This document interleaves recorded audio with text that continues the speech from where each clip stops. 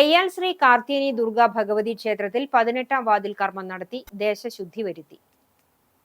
ദേശത്തിന്റെയും ദേശനിവാസികളുടെയും ഐശ്വര്യത്തിനും ഉന്നമനത്തിനുമായി ആണ്ടോടാണ്ടു കൂടുമ്പോൾ വരുന്ന അഴലുകൾ ദേശത്തു നിന്നും ഉന്മൂലനം ചെയ്യുന്നതാണ് മധുവേല, ദണ്ടുപറി എന്നിവയിലൂടെയുള്ള 18-ാം വാതിൽ കർമ്മം.